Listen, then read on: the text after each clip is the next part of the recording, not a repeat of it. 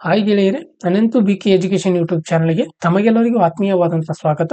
ಈ ಒಂದು ಕ್ಲಾಸಲ್ಲಿ ಜನವರಿ 5 ಮತ್ತು 6ರ GK today current affairs MCQ ಪ್ರಶ್ನೆಗಳನ್ನು ಕನ್ನಡದಲ್ಲಿ ನಾವು ನೋಡಲಿದ್ದೇವೆ.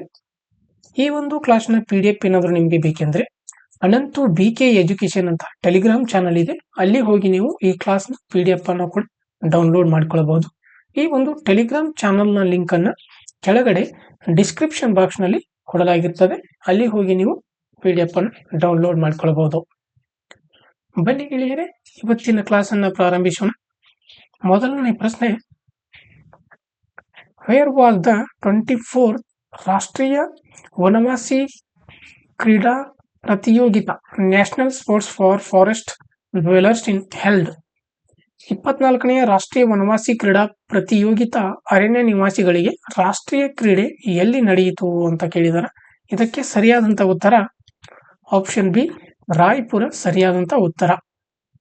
24ನೇ ರಾಷ್ಟ್ರೀಯ ವನವಾಸಿ ಕ್ರೀಡಾ ಪ್ರಯೋಗಿತಾ ಛತ್ತೀಸ್ಗಢನ ರಾಯ್ಪುರದಲ್ಲಿ ನಡೆಯಿತು. ಅಂಡಮಾನ್ ಮತ್ತು ನಿಕೋಬಾರ್, ಮಣಿಪುರ್ ಸೇರಿದಂತೆ ಭಾರತದಾದ್ಯಂತ ಬುಡಕಟ್ಟು ಕ್ರೀಡಾಪಟುಗಳು ಭಾಗವಹಿಸಿದ್ದರು. ವನವಾಸಿ ವಿಕಾಸ್ ಸಮಿತಿಯು ಆಯೋಜಿಸಿದ ಫುಟ್ಬಾಲ್ ಮತ್ತು ಬಿಲ್ಲುಗಾರಿಕೆಯಂತ ಕ್ರೀಡೆಗಳಲ್ಲಿ 33 ಪ್ರಾಂತ್ಯಗಳಿಂದ 800ಕ್ಕೂ ಹೆಚ್ಚು ಬುಡಕಟ್ಟು ಯುವಕರು ಈ ಒಂದು ಸ್ಪರ್ಧೆಯಲ್ಲಿ ಸ್ಪರ್ಧಿಸಿದರು. ಇನ್ನು ಮುಂದಿನ ಪ್ರಶ್ನೆ, ಅರಣ್ಯ ಪರಿಸರ ವ್ಯವಸ್ಥೆಯನ್ನು ಹಸಿರು GDPಯೊಂದಿಗೆ ಜೋಡಿಸಿದಂತಹ ಮೊದಲ ರಾಜ್ಯ ಯಾವುದು? Which state became the first to link forest ecosystem with green GDP? ಇದಕ್ಕೆ ಸರಿಯಾದಂತ ಉತ್ತರ ಆಪ್ಷನ್ ಸಿ, ಛತ್ತೀಸ್ಗಢ ಸರಿಯಾದಂತ ಉತ್ತರ. ಛತ್ತೀಸ್ಗಢ ತನ್ನ ಅರಣ್ಯ ಪರಿಸರ ವ್ಯವಸ್ಥೆಯನ್ನ ಹಸಿರು GDPಯೊಂದಿಗೆ ಸಂಪರ್ಕಿಸುವ ಮೊದಲ ಭಾರತೀಯ ರಾಜ್ಯವಾಗಿದೆ. ಪರಿಸರ ಕಾಳಜಿಯೊಂದಿಗೆ ಆರ್ಥಿಕ ಬೆಳವಣಿಗೆಯನ್ನ ಸಮತೋಲನಗೊಳಿಸುವ ಗುರಿಯನ್ನು ಹೊಂದಿರುವಂತಹ ಶುದ್ಧ ಗಾಳಿ, ನೀರಿನ ಸಂರಕ್ಷಣೆ ಮತ್ತು ಜೀವ ವೈವಿಧ್ಯತೆಯಂತಹ ಅರಣ್ಯ ಸೇವೆಗಳನ್ನು ಈ ಯೋಜನೆ ಮೌಲ್ಯೀಕರಿಸುತ್ತದೆ. ಇನ್ನು 44% ಅರಣ್ಯ ಪ್ರದೇಶವನ್ನು ಹೊಂದಿರುವಂತಹ ಛತ್ತೀಸ್ಗಢ ಇದರ ಒಂದು ಉಪಕ್ರಮವು ಜೀವನೋಪಾಯ, ಹವಾಮಾನ ನಿಯಂತ್ರಣವನ್ನು ಬೆಂಬಲಿಸುತ್ತದೆ ಮತ್ತು ಸುಸ್ಥಿರತೆಗಾಗಿ ಅಭಿವೃದ್ಧಿ ಹೊಂದಿದ ಭಾರತ 2047ರ ದೃಷ್ಟಿಗೆ ಇದು ಹೊಂದಾಣಿಕೆಯಾಗುವಂತದ್ದಾಗಿರುತ್ತದೆ.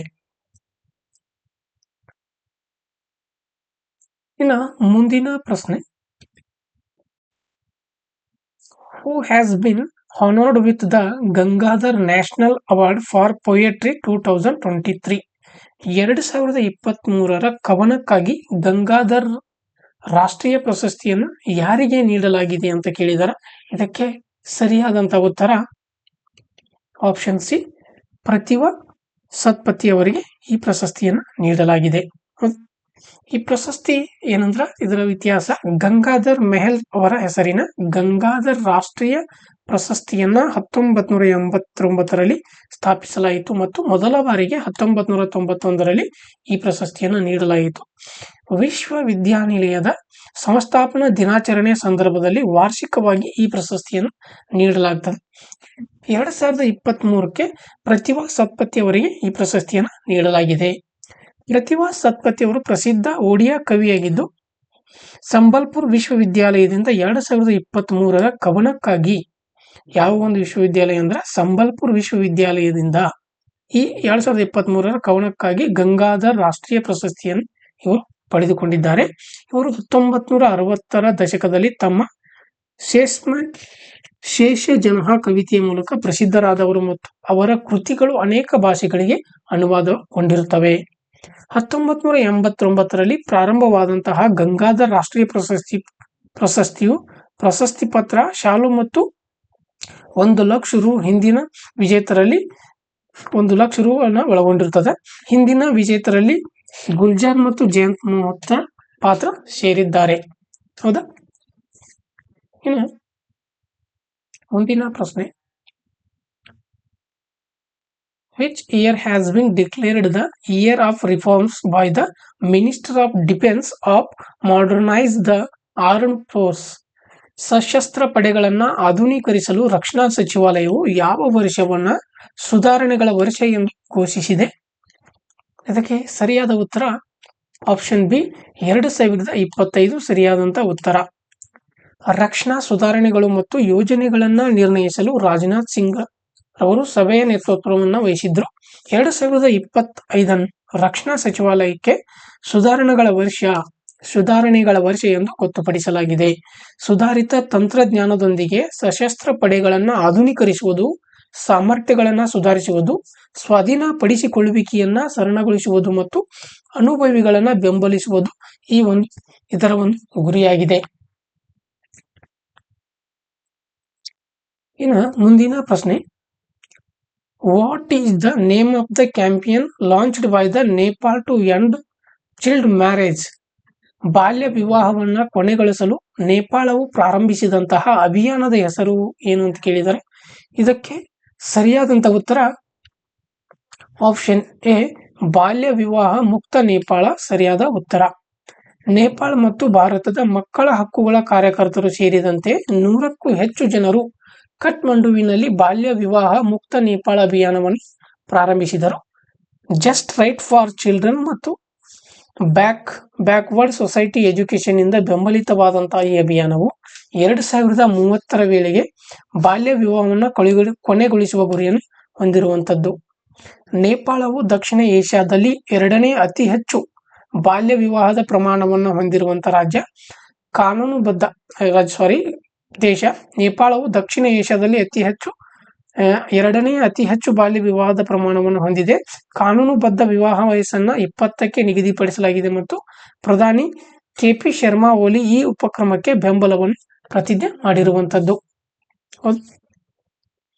ಇನ್ನು ಮುಂದಿನ ಪ್ರಶ್ನೆ, ಜನವರಿ 1, 2025 ಯಾವ 2 ದೇಶಗಳು ಯುರೋಪಿಯನ್ ಒಕ್ಕೂಟದ ಶೆಂಗೆನ್ ಪ್ರದೇಶದ ಪೂರ್ಣ ಪ್ರಮಾಣದ ಸದಸ್ಯರಾಗಿದ್ದಾರೆ? Which 2 countries have become the full member of the European Union Schengen area on January 1, 2025? ಇದಕ್ಕೆ ಸರಿಯಾದಂತ ಉತ್ತರ ಆಪ್ಷನ್ ಬಿ, ರೊಮೇನಿಯಾ ಮತ್ತು ಬಲ್ಗೇರಿಯಾ ಸರಿಯಾದಂತ ಉತ್ತರ. ರೊಮೇನಿಯಾ ಮತ್ತು ಬಲ್ಗೇರಿಯಾ ಜನವರಿ 1, 2025 ಯುವಿನ ಶೆಂಗೆನ್ ಪ್ರದೇಶವನ್ನು ಸೇರಿಕೊಂಡವು. ಅದಕ್ಕೂ ಮೊದಲು ಅವು ಶೆಂಗೆನ್ನಲ್ಲಿ ಭಾಗಶಃ ಸದಸ್ಯತ್ವವನ್ನು ಪಡೆದುಕೊಂಡಿರುವಂತದ್ದು. ಈಗ ಪೂರ್ಣ ಪ್ರಮಾಣದ ಸದಸ್ಯರಾಗಿ ಸೇರಿಕೊಂಡಿವೆ. ಶೆಂಗೆನ್ ಪ್ರದೇಶವು ಸಾಮಾನ್ಯ ವೀಸಾ ನೀತಿಯೊಂದಿಗೆ ಮುಕ್ತ ಚಲನೆಯನ್ನು ಅನುಮತಿಸುತ್ತದೆ. ಮುಂದಿನ ಪ್ರಶ್ನೆ, ವಿದ್ಯಾರ್ಥಿಗಳಲ್ಲಿ ಓದುವಂತಹ ಸಂಸ್ಕೃತಿಯನ್ನು ಉತ್ತೇಜಿಸಲು ಯಾವ ರಾಜ್ಯ ಸರ್ಕಾರವು ಇತ್ತೀಚೆಗೆ 15 ದಿನಗಳ ಅಭಿಯಾನವನ್ನು ಪ್ರಾರಂಭಿಸಿತು? Which state government recently launched 15 days campaign to promote reading culture among students? ಇದಕ್ಕೆ ಸರಿಯಾದಂತ ಉತ್ತರ ಆಪ್ಷನ್ ಡಿ, ಮಹಾರಾಷ್ಟ್ರ ಸರಿಯಾದಂತ ಉತ್ತರ. ಮಹಾರಾಷ್ಟ್ರವು ಜನವರಿ 1ರಿಂದ ವಿದ್ಯಾರ್ಥಿಗಳಿಗೆ 15 ದಿನಗಳ ಓದುವ ಅಭಿಯಾನವನ್ನು ಪ್ರಾರಂಭಿಸಿತು. ಗುಂಪು ಓದುವಿಕೆ, ಕತೆ ಹೇಳುವುದು ಮತ್ತು ಸ್ಪರ್ಧೆಗಳಂತಹ ಕಾರ್ಯಕ್ರಮಗಳನ್ನು ಕಾಲೇಜುಗಳು ಮತ್ತು ವಿಶ್ವವಿದ್ಯಾಲಯಗಳು ಆಯೋಜಿಸುತ್ತವೆ. ಸರ್ಕಾರದ ನಿರ್ಣಯವು ವಾರ್ಷಿಕವಾಗಿ ಜನವರಿಯಲ್ಲಿ ಈ ಅಭಿಯಾನವನ್ನು ಕಡ್ಡಾಯಗೊಳಿಸುತ್ತದೆ. ಸಮಿತಿಗಳು ಮತ್ತು ಅದರ ಯಶಸ್ಸನ್ನು ಖಚಿತಪಡಿಸಿಕೊಳ್ಳುತ್ತವೆ ಮತ್ತು ವಿಶೇಷ ಸಮಾರಂಭದಲ್ಲಿ ವಿಜೇತರನ್ನು ಗೌರವಿಸುವಂಥದ್ದು ಈ ಒಂದು ಕಾರ್ಯಕ್ರಮದ ಗುರಿಯಾಗಿದೆ. ಇನ್ನು ಮುಂದಿನ ಪ್ರಶ್ನೆ, ಇತ್ತೀಚೆಗೆ ಯಾವ ಸಚಿವಾಲಯವು UDISE ಪ್ಲಸ್ ವರದಿಯನ್ನು ಬಿಡುಗಡೆ ಮಾಡಿದೆ? Which ministry recently released UDISE plus report? ಇದಕ್ಕೆ ಸರಿಯಾದಂತ ಉತ್ತರ ಆಪ್ಷನ್ ಸಿ, ಶಿಕ್ಷಣ ಸಚಿವಾಲಯ.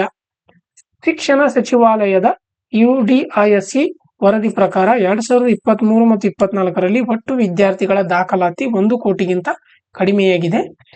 UDISE ವ್ಯವಸ್ಥೆಯು 14.72 ಲಕ್ಷ ಶಾಲೆಗಳು, 98.08 ಲಕ್ಷ ಶಿಕ್ಷಕರು ಮತ್ತು 24.8 ಕೋಟಿ ವಿದ್ಯಾರ್ಥಿಗಳಿಂದ ಡೇಟಾವನ್ನು ಟ್ರ್ಯಾಕ್ ಮಾಡುತ್ತದೆ. 2018 ಮತ್ತು 19ರಿಂದ 23-24ರವರೆಗೆ ಹುಡುಗರ ದಾಖಲಾತಿಯು 4.87 ಮತ್ತು ಬಾಲಕಿಯರ ದಾಖಲಾತಿ 4.48ರಷ್ಟು ಕಡಿಮೆಯಾಗಿದೆ. ಬಿಹಾರ್, ಉತ್ತರ ಪ್ರದೇಶ ಮತ್ತು ಮಹಾರಾಷ್ಟ್ರದಾದ್ಯಂತ ರಾಜ್ಯಗಳಲ್ಲಿ ಗಮನಾರ್ಹ ಕುಸಿತದೊಂದಿಗೆ ಬಿಡುಗಡೆ ಮಾಡಿರುವಂತದ್ದು. ಹೌದಾ? ಇನ್ನು ಮುಂದಿನ ಪ್ರಶ್ನೆ, what is the rank of India in tobacco industry? ತಂಬಾಕು ಉದ್ಯಮದಲ್ಲಿ ಭಾರತ ಎಷ್ಟನೇ ಸ್ಥಾನದಲ್ಲಿದೆ ಅಂತ ಕೇಳಿದ್ದಾರೆ. ಇದಕ್ಕೆ ಸರಿಯಾದಂತ ಉತ್ತರ ಆಪ್ಷನ್ ಬಿ, 2ನೇ ಸ್ಥಾನದಲ್ಲಿ ಇರುವಂತದ್ದು. ತಂಬಾಕು ಉದ್ಯಮವನ್ನು ಅಭಿವೃದ್ಧಿಪಡಿಸಲು ಜನವರಿ 1, 1976ರಂದು ತಂಬಾಕು ಮಂಡಳಿಯನ್ನು ಸ್ಥಾಪಿಸಲಾಯಿತು. ಇದು ರಫ್ತುಗಳನ್ನು ಉತ್ತೇಜಿಸುತ್ತದೆ, ಉತ್ಪಾದನೆಯನ್ನು ನಿಯಂತ್ರಿಸುತ್ತದೆ ಮತ್ತು ತಂಬಾಕಿನ ವ್ಯಾಪಾರವನ್ನು ಬೆಂಬಲಿಸುತ್ತದೆ. ಭಾರತವು ವಿಶ್ವದಲ್ಲಿ 2ನೇ ಅತಿ ದೊಡ್ಡ ತಂಬಾಕು ಉತ್ಪಾದಕ ಮತ್ತು ಉತ್ಪಾದನೆಯಾದಂತಹ ತಂಬಾಕು ರಫ್ತುದಾರರಾಗಿದೆ.